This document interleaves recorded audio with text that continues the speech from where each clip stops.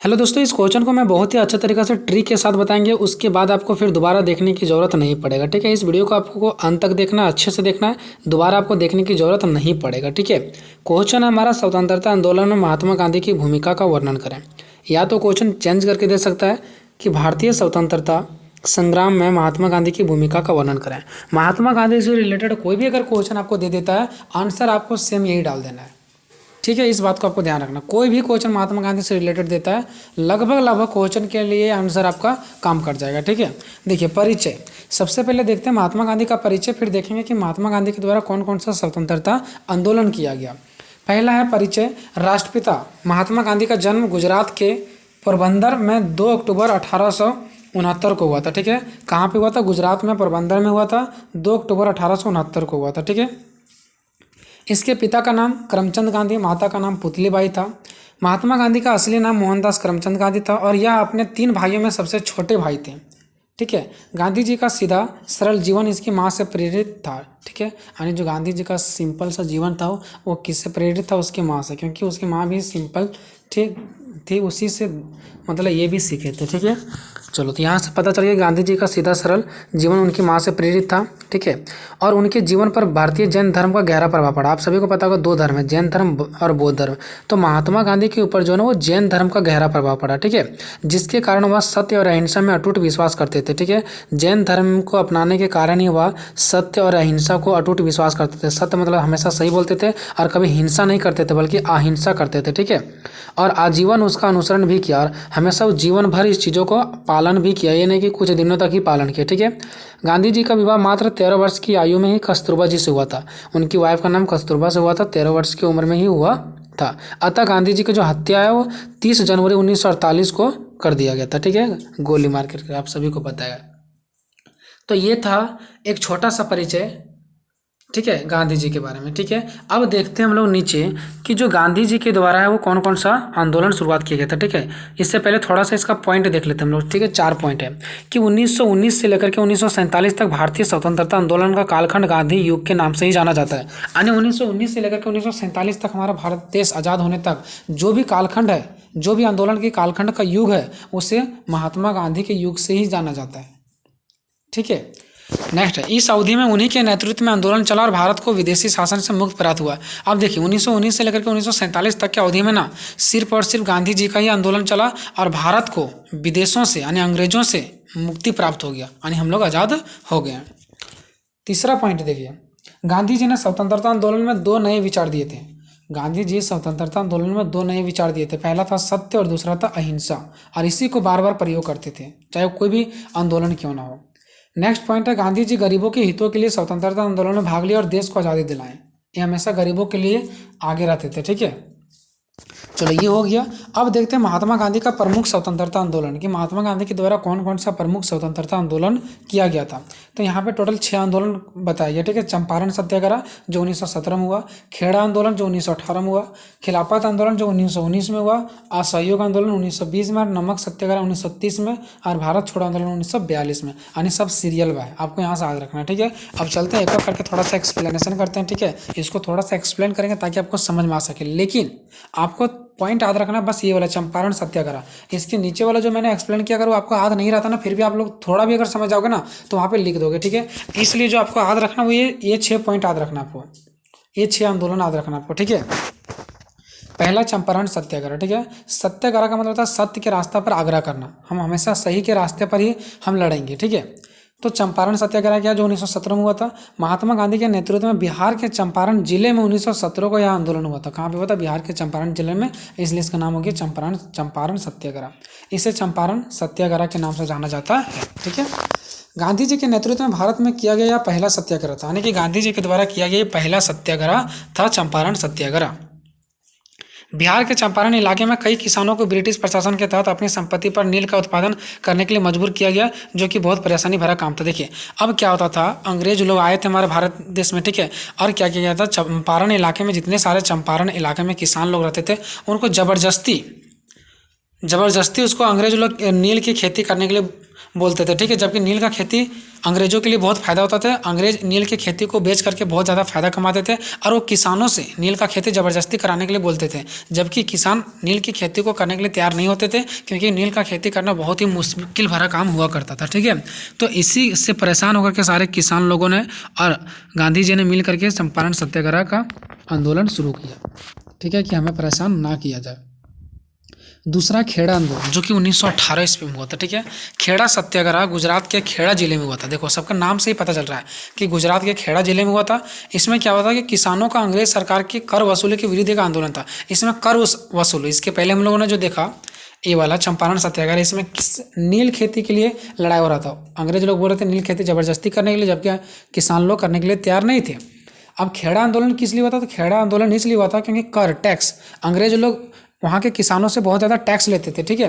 तो इसी के विरुद्ध में, इसी के चलते से क्या हुआ, लड़ाई हुआ, ठीक है। इसे प्रथम असहयोग आंदोलन भी कहा जाता है। असहयोग आंदोलन मतलब कि हम अंग्रेजों को साथ नहीं देंगे क्योंकि वो हमसे ज़्यादा टैक्स लेता है। खेड़ा के लोग, यानी कि खेड़ा जो था जगह, वहाँ के लोग फसल की विफलता और प्लेग की महामारी, देखो जब फसल की विफलता यानी कि जब फसल नहीं हुआ था, अकाल पड़ गया था, और उसी टाइम प्लेग का महामारी बीमारी फैल गया था, और उस टाइम अंग्रेजों द्वारा लगाए गए उच्च कर, और उसी टाइम अंग्रेजों के द्वारा उच्च टैक्स लगा दिया गया, जो कि किसान लोग भुगतान नहीं कर पा रहे थे, असमर्थ हो जा रहे थे। इसीलिए फिर मजबूरन में आकर के इन लोगों को लड़ाई लड़ना पड़ा, जिसको हम लोग खेड़ा आंदोलन के नाम से जाना जाता है, ठीक है। तो ये किसके लिए लड़ाई था? टैक्स के लिए था, ठीक है। उस टाइम अकाल पड़ गया था और महामारी फैला हुआ था, जिसकी वजह से किसान लोग अंग्रेजों को टैक्स नहीं दे पाते थे, ठीक है। 2 पॉइंट हमारा खत्म हो गया। तीसरा देखते हैं खिलाफत आंदोलन। ये खिलाफत आंदोलन क्या है? तो यह आंदोलन सन 1919 में लखनऊ से शुरू हुआ, जिसमें शायद भारत कभी उभर नहीं सका, और इसी की वजह से शायद कभी भारत उभर नहीं सका। खिलाफत का उद्देश्य तुर्की में खिलफा पद को पुनः स्थापित करने को समर्थन देना था। देखो खिलाफत आंदोलन किस लिए किया जाता है? इसका एक ही उद्देश्य था कि जो तुर्की में खलीफा था ना, तुर्की में जो खलीफा का पद था, उसको पुनः से स्थापना करने के समर्थन में था। अब ऐसे में मोहनदास करमचंद गांधी को लगा कि खिलाफत को समर्थन देना, कि हम चलो खिलाफत पद को जो फिर से स्थापना किया जा रहा है, उस लोगों को, खिलाफत जो था वो मुस्लिम लोगों से संबंधित था, ठीक है। तो महात्मा गांधी जी को ये लगा कि हम अगर मुसलमानों को साथ देंगे खिलाफत पद को फिर से खड़ा करने के लिए, तो वो हमें भी क्या करेंगे, या सहयोग आंदोलन में साथ देंगे। लेकिन ऐसा नहीं हुआ, ठीक है। इसीलिए बोला गया है कि गांधी जी को लगा कि खिलाफत को समर्थन देना, यानी हम उनको समर्थन देंगे तो मुसलमानों को उसके साथ असहयोग मिलेगा, लेकिन सहयोग मिलेगा, लेकिन सहयोग नहीं मिला बल्कि असहयोग मिला, और यही सबसे बड़ा झटका का कारण बना, ठीक है। नेक्स्ट पॉइंट है चौथा, असहयोग आंदोलन, जो कि 1920 में हुआ। असहयोग आंदोलन महात्मा गांधी के नेतृत्व में 1 अगस्त 1920 ईस्वी को हुआ था, ठीक है। यह आंदोलन महात्मा गांधी के द्वारा चलाए जाने वाला प्रथम जन आंदोलन था, यानी कि महात्मा गांधी के द्वारा चलाए जाने वाला प्रथम जन आंदोलन, मतलब बड़े लेवल पर, ठीक है। असहयोग आंदोलन की शुरुआत खिलाफत आंदोलन से ही होती है, यानी अब इसके पहले पढ़े ना खिलाफत आंदोलन, वहीं से स्टार्टिंग होता है असहयोग आंदोलन। महात्मा गांधी ने खिलाफत आंदोलन के साथ असहयोग आंदोलन को मिला दिया। देख लो, उधर से खिलाफत आंदोलन चल रहा था और इधर से असहयोग आंदोलन, ये दोनों को मिला दिया, ताकि भारत के 2 प्रमुख समुदाय हिंदू और मुस्लिम मिलकर ब्रिटिश शासन का अंत कर सके। इसके पहले बताया था ना, खिलाफत आंदोलन मुस्लिम लोगों से समर्थन था, और गांधी जी इसलिए सपोर्ट कर रहे थे ताकि वो हमें भी क्या करें, सपोर्ट करें। तो इसलिए दोनों आंदोलन को मिला दिया ताकि मुस्लिम और हिंदू एक हो सकें, ठीक है, और अंग्रेजों को अंत कर दे। इसमें सभी भारतीयों को बढ़ चढ़ कर भाग लेने के लिए कहा गया। इसमें यह भी कहा गया कि अंग्रेजों के स्कूलों, जितने भी सारे अंग्रेज के स्कूल थे, अंग्रेजों के कॉलेज थे, अंग्रेजों के न्यायालय थे, ठीक है, ये सभी में कार्य करने वाले जो भारत के लोग थे, वो कार्य करने से मना कर दिया गया कि भारत के लोग कोई भी इनके जगहों पर काम नहीं करेंगे। अपने पद को त्याग देना, यानी कि जो आपको नौकरी मिला हुआ है अंग्रेजों के नीचे, वो आपको त्याग देना, उसके अंडर आपको काम नहीं करना है। किसानों को कहा गया कि अंग्रेजों को कर यानी कि टैक्स ना दें, ठीक है। और सबसे महत्वपूर्ण बात कि सरकार को किसी भी तरीके से सहयोग नहीं करना। ये गांधी जी सबको बता रहे थे कि किसी भी तरीके से अंग्रेजों को सहयोग नहीं करना, ना उसके अंडर काम करना है, ना उसके न्यायालय में जाना, ना उसके स्कूल कॉलेजों में जाना है, बल्कि सब अपने पद को, नौकरी को क्या करो, त्याग दो। 5वां नमक सत्याग्रह। ये नमक के लिए भी लड़ा गया था 1930 में। नमक सत्याग्रह ब्रिटिश सरकार के नमक पर कर के विरुद्ध एक बड़ा आंदोलन था, ठीक है। यानी कि ये नमक सत्याग्रह इसलिए हुआ था क्योंकि नमक पर बहुत ज़्यादा टैक्स था। देखो नमक हर व्यक्ति को जरूरत होता है, ठीक है, और नमक पर बहुत ज़्यादा टैक्स लगा दिया गया था, ठीक है। तो नमक सत्याग्रह ब्रिटिश सरकार यानी कि अंग्रेज सरकार के नमक पर जो कर लगाया था उसी के विरुद्ध में एक बड़ा सा आंदोलन था। महात्मा गांधी द्वारा शुरू की गई इसमें नमक पर अनुचित कर का विरोध करने के लिए बहुत से लोगों को इकट्ठा किया, ठीक है। गांधी जी ने क्या किया, बहुत सारे लोगों को इकट्ठा किया ताकि जो नमक पर गलत तरीके से जो टैक्स लगाया गया उसको कम किया जाए, ठीक है। गांधी और उसके अनुयायियों ने 12 मार्च 1930 को साबरमती आश्रम से गुजरात में समुद्र के किनारे स्थित एक गांव दांडी की ओर अपनी यात्रा शुरू की। ठीक है, अब क्या हुआ, गांधी जी के साथ साथ उनके जो समर्थन करने वाले लोग थे वो 12 मार्च 1930 को, सिर्फ आपको याद रखना 1930 को, साबरमती आश्रम से लेकर के गुजरात में एक नदी समुद्र है उसके किनारे स्थित एक गांव है दांडी, वहाँ की ओर वो लोग क्या कर गए, अपनी यात्रा निकालना स्टार्ट कर दिए। कहाँ से, साबरमती आश्रम से गुजरात तक, और कहाँ, समुद्र के किनारे एक गांव था दांडी, वहाँ तक। इसलिए इस नमक सत्याग्रह को दांडी यात्रा भी कहा जाता है, क्योंकि ये लोग दांडी जो जगह था वहाँ तक यात्रा किए थे नमक पर जो कर लगा था उसको कम करने के लिए।